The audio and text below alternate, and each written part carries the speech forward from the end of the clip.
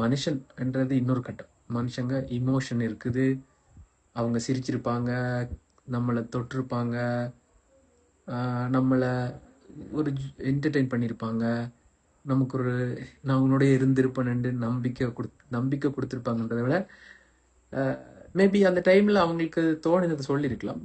அந்த பொய் உண்மைன்றதை தாண்டி சொல்லியிருப்பாங்க. இதெல்லாம் வச்சு இது நம்ம கூட இருந்துரும் இப்படியே என்ற தன்மையில் மனம் அப்படியே அதுக்குள்ள அந்த பெட்டிக்குள்ளே இருந்துரும். பெட்டியை உள்ள வச்சிடும். அது இல்லைன்ற உடனே அந்த பெட்டியிலிருந்து வெளியே வரையிலாமல் அந்த பெட்டிக்குள்ளேயே மாட்டுப்பட்டுட்டா வலி எப்படி வெளியே வரேன்னு தெரியறதில்ல. உண்மையை அக்செப்ட் பண்ணுறதுக்கு பயம். உண்மை என்ன? யாரும் இங்கே நமக்கானவங்க இல்லை, யாருக்கும் நாமளும் சொந்தக்காரங்க இல்லை. ஸோ எல்லாரும் எங்கேயோ ஒரு இடத்துல கட்டாயம் பிரிவு இருக்குது. இறுதி பிரிவு. கூடவே இருக்கிறவங்க மரணத்தில் பிரிவு இருக்குது.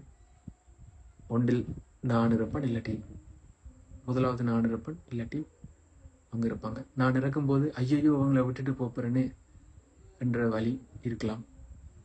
ஸோ அப்படி அவங்களுக்கும் வழி இருக்கலாம். பக்குவம் என்ன?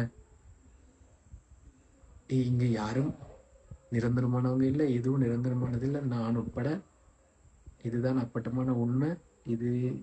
இதில் இந்த உண்மையில் வாழப்பல இருக்கு. இந்த உண்மையில் இருந்துட்டா நிம்மதி.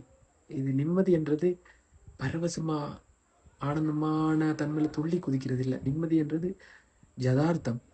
இதுதான், இவ்வளவுதான் இருக்கு. பெருசா அலட்டி கொள்றதுக்கு ஒன்றும் இல்லை. போயிட்டாங்க, விட்டுற வேண்டியதான். போயிட்டாங்க, உள்ள இருந்து விட்டுறணும். உள்ள பிடிச்சு வச்சுட்டு இருக்கிறது அடுத்தது கற்பனை, அவ்வளவுதான்.